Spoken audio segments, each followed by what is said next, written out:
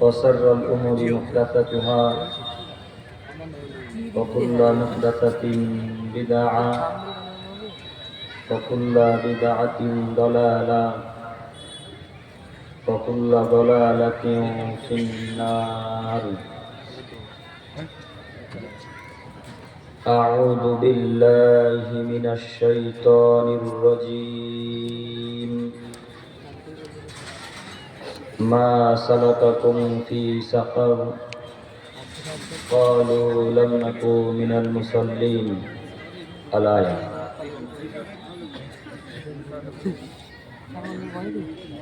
عن جابر رضي الله تعالى عنه قال سمعت رسول الله صلى الله عليه وسلم يقول بين العبد وبين الشرك والكفر ترك الصلاة.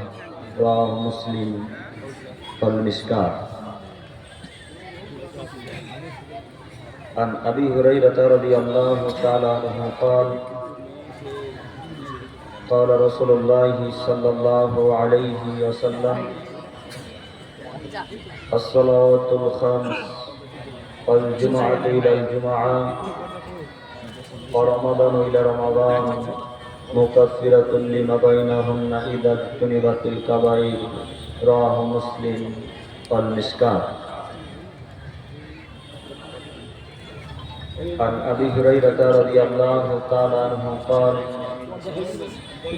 قال رسول الله صلى الله عليه وسلم ليس صلاة أثقل على المنافقين من الفجر والعشاء ولو يعلمون ما فيهما لأتوهما ولو حبوا. رواه البخاري ومسلم. শ্রদ্ধেয় সম্মানিত যোগ্যতম সভাপতি সাহেব ও ওলামায়ে কেরামগণ ও আমার সামনে বসে থাকা দিনী ভাই ও পর্দার আড়ালে মা ও বোনেরা, প্রশংসা আল্লাহ সুবহানাহু ওয়া তাআলার জন্যই, শান্তি অবতীর্ণ হোক আল্লাহ রাসূলের উপর সাল্লাল্লাহু আলাইহি ওয়াসাল্লাম। সম্মানিত উপস্থিতি, আমাদের বক্তব্য শুরু করার প্রথমে আপনাদের সাথে আমার জরুরি কয়েকটি কথা। তার প্রথম জরুরি কথা হচ্ছে এই যে আমার অনুরোধ, আপনারা এইভাবে কেউ পিছনে দাঁড়িয়ে থাকবেন না, এটা আমার অনুরোধ। মাইক ম্যান কোন দিকে?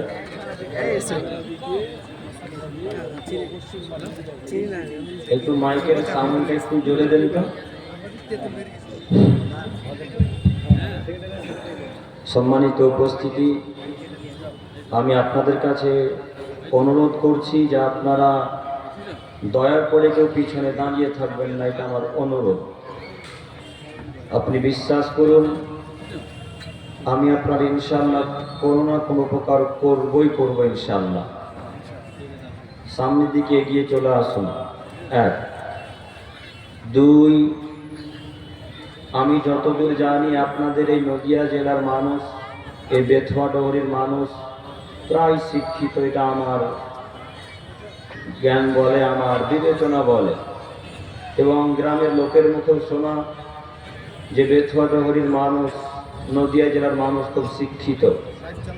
তো আসলে যদি কথা আমার সত্য হয় এবং অন্যান্য গ্রামের লোকের কথাও যদি সত্য হয়, তো এবার আমি আপনাদেরকে বলি, আপনারা এখন যে অবস্থাতে, যে পরিপ্রেক্ষিতে, যে হিসাবে বসে আছেন, সামনে জায়গা ফাঁকা, ওই মধ্যে জায়গাটা ফাঁকা রেখে পিছনে অনেকগুলো মানুষ বসে আছেন, এটা কোনো শিক্ষিত মানুষের পরিচয় হলো?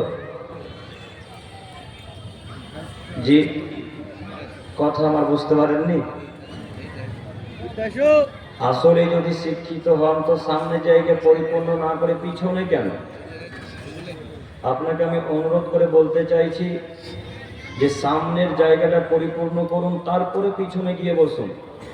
পিছনে এসে যারা বসবে তারা বেনামাজি, মদখোর, গাঁজাখোর, হিরোইনখোর, এরা পিছনে এসে বসবে, সারাদিন মেলাতে ঘুরবে, জায়গা পাবে না, মেলাতে ঘুরতে আর ভালো লাগে না, চল একটু জালসা শুনে আসি।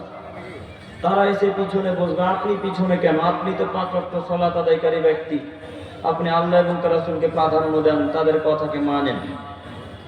অতএব আপনার কাছে আমি অনুরোধ, আমি আপনার দিনী ভাই, আমি আপনাদের ছেলের মতো, কাজে আপনাকে আমি আবার অনুরোধ করে বলি, সামনের জায়গাকে পরিপূর্ণ করুন, তারপরে পিছনে বসার চেষ্টা করুন।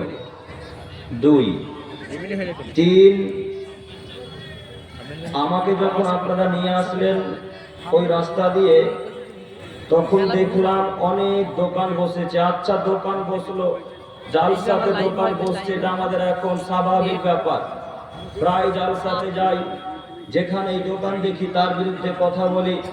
মানুষকে আল্লাহ পরিবর্তন করবে, আমরা পরিবর্তন করতে পারবো না। আচ্ছা, মেনে নিলাম যে জালসাতে আজকে ওই ঝুড়ি জিলাপির দোকান বসেছে, এই কথা মেনে নিলাম। এতটুকু মানলাম যে জালসাতে ঝুড়ি জিলাপি বিক্রি হবে, মানুষ খাবে, এখানে শেষ। এই দোকানগুলো বসলো, তার সাথে সাথে পুতুলের দোকান বসলো কেন? আপনারা কেউ দেখেননি পুতুলের দোকান? সম্মানিত দিনী ভাই, মুরব্বী সাহেবগণ, আপনাদের উদ্দেশ্যে আমি বলতে চাইছি, আপনারা কেউ দেখেননি? ওই যে রাস্তাতে কত পুতুলের দোকান বিক্রয় হচ্ছে, পুতুল বিক্রয় করছে পুতুল বিক্রেতা। এই পুতুল আপনার ছেলে কিনে নিয়ে যাচ্ছে, এই পুতুল আপনার কন্যা কিনে নিয়ে যাচ্ছে, এই পুতুল আপনার স্ত্রী কিনে নিয়ে যাচ্ছে। কিনে নিয়ে গিয়ে বাড়িতে সুন্দর করে শোকেসে সাজিয়ে রাখবে। এখন আপনিও পাপী, আপনার স্ত্রীও পাপী। এই পুতুল কেনা বেচা হারাম। তারপর দিনী সভাতে, ইসলামিক সভাতে পুতুলের দোকান বসে, চাইতে লজ্জার বিষয় আমাদের আর হতে পারে না। সম্মানিত দিনী ভাই, সম্মানিত দায়িত্বশীলগণ, আপনারা যারা এই প্রোগ্রাম দিয়েছেন, আলহামদুলিল্লাহ, অনেক বড় প্রোগ্রাম। আল্লাহ আপনাদের এই দাওয়াতি সভাকে, দিনী কাজকে কবুল করুক, সকলে বলি আমিন। আল্লাহ আপনাদের এই জালসাকে, সভাকে কবুল করুক, সকলে বলি আমিন। সম্মানিত দিনী ভাই, আপনারা যারা দায়িত্বশীল মানুষ, তাদের দৃষ্টি আকর্ষণ করে বলি, যেই পুতুলের দোকান বসেছে, অতি সত্তর এখনই গিয়ে জালসাতে পুতুলের দোকানকে বন্ধ করুন। পুতুলের দোকানকে বন্ধ করে দিয়ে তাকে উঠে চলে যেতে বলতে হবে, তাকে বলতে হবে, ভাইয়া পুতুলের দোকান আপনি অন্য কোথাও গিয়ে দেন, আজকে আমাদের দিনী সভাতে পুতুল বিক্রয় করা হবে না। পুতুল কেনা বেচা হারাম, পুতুল কেনা বেচা হারাম। পুতুল বাড়িতে রাখলেই শিরক হবে, শিরকের মতো পাপ হবে। একটু আপনাকে আমি দেখাই, মুহাম্মদ সাল্লাল্লাহু আলাইহি সাল্লাম যখন কাবা ঘরের ভেতরে প্রবেশ করলেন, কাবা ঘরের ভেতরে প্রবেশ করতে আল্লাহ নবী দেখলেন 360টি মূর্তিকে চতুর্দিকে সুন্দর করে সাজিয়ে রাখা আছে। ঘটনা আপনারা জানেন না? ঘটনা অনেকেরই মুখস্থ নেই, এই হাদিস অনেক লোকেরই মুখস্থ আছে। আল্লাহ নবী সাল্লাল্লাহু আলাইহি সাল্লাম যখন কাবা ঘরের ভেতরে প্রবেশ করলেন, কাবা ঘরের ভেতরে প্রবেশ করতে আল্লাহ নবী সাল্লাল্লাহু আলাইহি সাল্লাম দেখলেন কাবা ঘরের চতুর্দিকে 360টি মূর্তিকে সুন্দর করে সাজিয়ে রাখা আছে। আল্লাহ রাসূলের হাতে ছিল একটা লাঠি, লাঠি নিয়ে মুহাম্মদ সাল্লাল্লাহু আলাইহি সাল্লাম সব মূর্তিকে ভেঙে খান খান করে দিলেন, সব মূর্তিকে ভেঙে চৌচির করে দিলেন, সব মূর্তিকে মাটির সাথে মিশিয়ে আল্লাহ নবী বললেন, জাল হক, এসেছে সত্য, অজাকাল বাতিল, চলে গেছে মিথ্যা, ইন্নাল বাতিল, নিশ্চয় মিথ্যা, কানা জাহুকা, চিরদিন মিথ্যা। এই বলে মুহাম্মদ সাল্লাল্লাহু আলাইহি সাল্লাম যত মূর্তি ছিল কাবা ঘরের ভেতরে সব মূর্তিকে ভেঙে খান খান করে দিতে পারেন। এই বলে মুহাম্মদ সাল্লাল্লাহু আলাইহি সাল্লাম কাবা ঘরের ভেতরে যত মূর্তি ছিল সব মূর্তিকে ভেঙে খান খান করে দিলেন। তারপর আলী রাদিয়াল্লাহু তাআলা আনহু বললেন, আলী লা তাবু তিমসালিল্লাহ তামাস্তাহু ওয়া কাবরুল মুসলিমিল্লাহ সাওয়াইতাহু। আলী, তুমি আরবের বুকে, মদিনার বুকে যত ছবি মূর্তি আছে, যত উঁচু কবর আছে, যত মূর্তি আছে, সব মূর্তিকে ভেঙে খান খান করে দাও। যত উঁচু কবর আছে সবকে মাটির সাথে মিশিয়ে দাও। এ কথা আলী রাদিয়াল্লাহু তাআলা আল্লাহ রাসূল সাল্লাল্লাহু আলাইহি ওয়াসাল্লাম বললেন। আমি আপনাকে বলতে চাইছি, আমাদের নবী মুহাম্মদ সাল্লাল্লাহু আলাইহি সাল্লাম মূর্তিকে ভেঙে চৌচির করে দিতে পারেন। আমাদের নবী মুহাম্মদ সাল্লাল্লাহু আলাইহি সাল্লাম মূর্তিকে ভেঙে চৌচির করে দিতে পারেন। আমাদের নবী ইব্রাহিম আলাইহিস সালাম মূর্তিকে ভেঙে চৌচির করে দিতে পারেন। আমরা কি কাপুরুষ? আমরা কি মুসলিম নই? আমরা কি খ্রিস্টানিজমে বসবাস করি নাকি আমরা যিশু খ্রিস্টানের মতো ওই পুতুলকে বাড়িতে রেখে পূজা করব? অসম্ভব, কখনো নয়। আমি মুসলিম পরিবারে জন্মগ্রহণ করেছি, আমি পুতুলকে সম্মান করতে পারি না। আমি মুসলিম পরিবারে জন্মগ্রহণ করেছি, আমি পুতুলকে সম্মান করতে পারি না। আপনাদের দৃষ্টি আকর্ষণ করে আবারও বলি, এই হাদিসকে লক্ষ্য করুন, হাদিসকে প্রাধান্য দেওয়ার চেষ্টা করুন, রাসূলের বাণীকে প্রাধান্য দেওয়ার চেষ্টা করুন। এখনই আপনারা যারা দায়িত্বে আছেন তাদের অনুরোধ করে বলতে চাইছি, যারা পুতুল বিক্রয় করছে তাদের কাছে গিয়ে বলেন পুতুলের দোকান বন্ধ করা লাগবে যে কোনো মূল্যে। এখনই পুতুলের দোকান বন্ধ করতে হবে। জিনিস আমাদের পুতুল বিক্রয় হবে কেন? সম্মানিত তিনি ভাই, আপনাকে আমি বলতে চাইছি, পুতুল বাড়িতে থাকলে শিরকের মতো পাপ হবে। অতএব এই বাক্যকে মনে রেখে সামনের দিকে এগিয়ে যাবেন, পৃথিবীতে চলাচল করবেন। এরপরে বলি, আপনার অজান্তে যদি আপনার ছেলে মেয়ে পুতুল বাড়িতে ক্রয় করে নিয়ে যায়, তাহলে পুতুলকে লাঠি মেরে চূর্ণ বিচূর্ণ করে দিতে পারবো ইনশাল্লাহ? পারবো না ইনশাল্লাহ? যে পুতুল আজকে জালসা থেকে বা বাইরে অন্য কলকাতা বা কোনো জায়গা থেকে কিনে নিয়ে এসেছে ছেলে মেয়ে, সে পুতুলকে ভেঙে পুড়িয়ে দিতে পারবো না ইনশাল্লাহ? ইনশাল্লাহ। তবে এখানে জরুরি একটি কথা, আপনি আপনার বাড়িতে যত পুতুল আছে, ছবি মূর্তি আছে, সেই ছবি মূর্তি পুতুলকে পুড়িয়ে দিবেন। হিন্দু ভাইদের মূর্তি কখনো ভাঙতে যাবেন না। কথা মনে থাকবে ইনশাল্লাহ? হিন্দু ভাইদের মূর্তি আপনি ভাঙতে যাবেন না। কেন? হিন্দু ভাইদের মূর্তি ভাঙতে গেলে আপনার আল্লাহকে, আমাদের আল্লাহকে তারা গালি দিবে, একটা ঝামেলা সৃষ্টি হবে।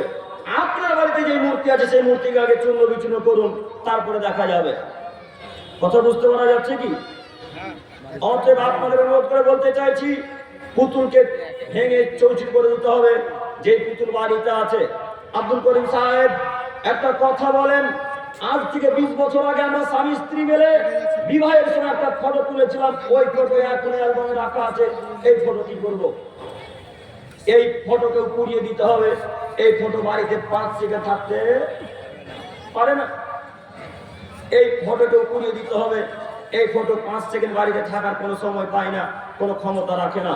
সম্মানিত তিনি ভাই, আপনাদের আমি দৃষ্টি আকর্ষণ করে বলতে চাইছি, শিরক থেকে বিরত থাকুন। আমাদের বিষয় আজকে সালাত, তাই এদিকে আর যাচ্ছি না। একটু আমার দিকে লক্ষ্য করুন। আমি আয়াত এবং হাদিস পেশ করেছিলাম সালাতকে নিয়ে, কিন্তু রাস্তাতে যখন পুতুল দেখলাম, তাই ভাবলাম পুতুলের সম্পর্কে একটু বলতেই হয়, না হলে মানুষ হয়তো বা পরিবর্তন হবে না, তাই তো? তাই বলার একটু চেষ্টা করলাম। আল্লাহ আমাদেরকে বুঝার তৌফিক দান করুক, সকলেই বলি আমিন। সম্মানিত দিনী ভাই, যে সব ইবাদত পরিত্যাগ করলে মানুষ বড় পাপী হয়,